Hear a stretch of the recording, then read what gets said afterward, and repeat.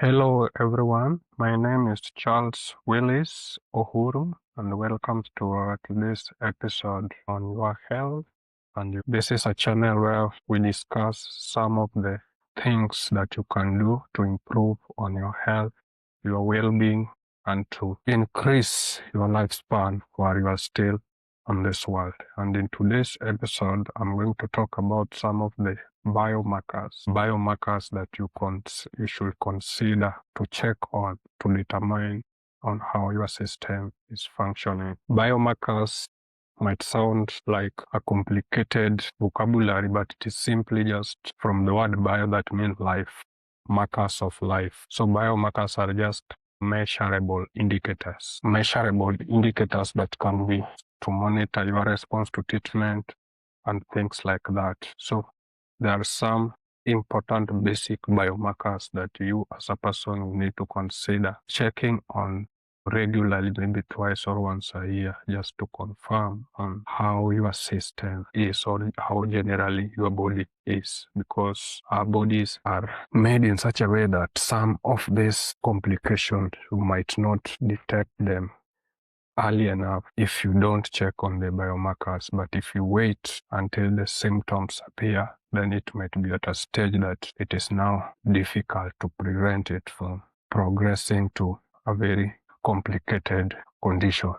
Basically, there are some important biomarkers that everyone should consider checking on. Some basic things, like in this episode, I'm going to focus on biomarkers for diabetes, biomarkers for kidney, biomarkers for cancer, biomarkers for hypertension, and maybe heart disease. To begin this discussion, I'm going to talk about the biomarkers for diabetes. And diabetes, as you all know, is a condition that is caused by your body not able to regulate the amount of sugar in your system due to complications in the hormones that regulate sugars in your system. So there are some biomarkers that you can check on just to determine on whether you are at a risk of developing diabetes or not. The two most important biomarkers for diabetes are the fasting blood sugars and the HbA1c. Fasting blood sugar, this is just tries to check your sugar levels after a period of fasting. Maybe you've fasted for around 9 to 12 hours. So after you have taken something, dinner or supper in the night, early in the morning before you take anything, we try to check on your sugar levels just to give us a picture on your fasting sugar level. So that is first one of the biomarkers for diabetes, because diabetes is a very common condition in our society today. Biomarker number two, we have the HbA1c. HbA1c is just, in simple terms, a glycated hemoglobin.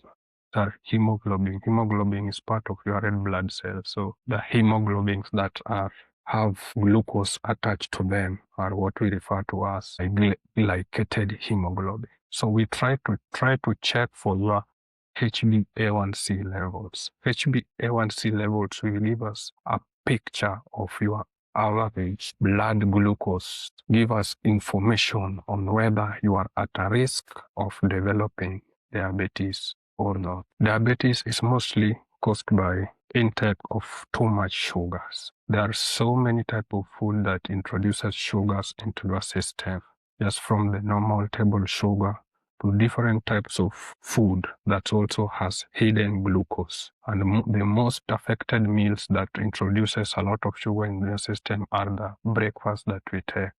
You find that most people normally take maybe either tea or juices during their breakfast, and that all these things are what's quite a number of glucose in them that they introduce into their system. So for you to reduce the risk of getting diabetes, you need to control or reduce the amount of sugar that you take each and every day. I know you might find it weird, but me, I have a habit of maybe when I wake up in the morning, I normally prefer to consume some of the remains of the previous night, just to introduce them into my system. Maybe some burger that remains or veggies that remains the previous night, fish, all that, before I take in these foods that has got too much sugar. Because you find that when your stomach is empty and you introduces sugary food into your system, your sugar levels tend to spike very fast, and after a few minutes they reduce very fast, and that gives you that hunger to want to take more, and you will end up eating even more than you expected. So that one is just a weird habit that I have, but you can find your own ways of reducing the amount of sugars that you take, especially by trying to control your breakfast, because what you take in the morning will determine how you feel during the day. So that's all about diabetes. The two major basic markers of diabetes: checking on the blood glucose, especially the fasting blood glucose, and the HbA1c. The number two condition that I would like to talk about is the hypertension. But hypertension also is a condition that rises due to other primary conditions like diabetes as well, and heart disease and all that. But checking on whether you are developing hypertension, you only need to check on your blood pressure regularly. If you walk into any facility, or you can even have a blood pressure machine in your house or your office, but you need to make it a habit of regularly monitoring your blood pressure to check on whether you are at risk of developing hypertension and the conditions that might be causing it. So for hypertension, mostly you just need to check on your blood pressure regularly. Another condition that you need to check on is your kidney health, and the most common marker for kidney health is the creatinine level. Creatinine is just a byproduct of muscle metabolism. This product is normally introduced into your bloodstream and transported to your kidney and removed as a waste product.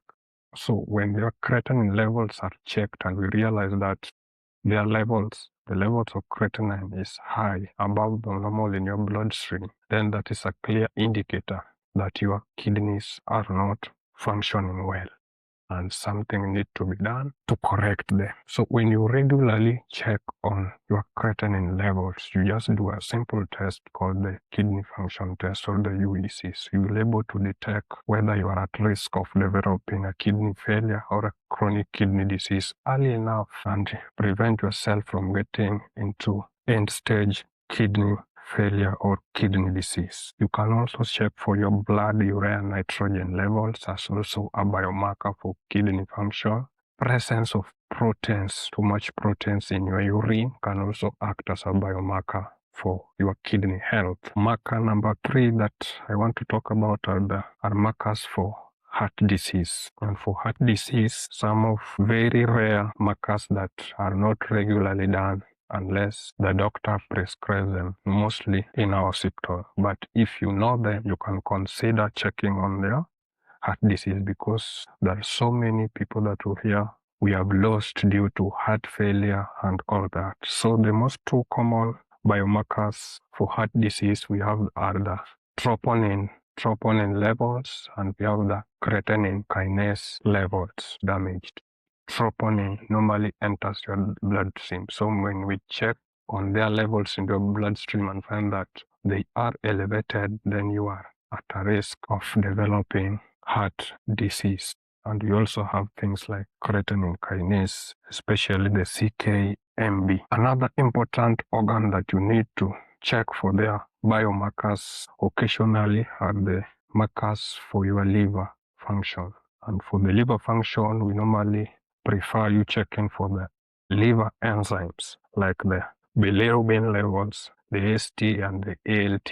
So you find that when these enzymes are elevated, then there is an indication that you might be developing a liver problem. And also we have the cancer markers. There are some common cancers that we have, some that are normally gender sensitive, like the prostate cancer.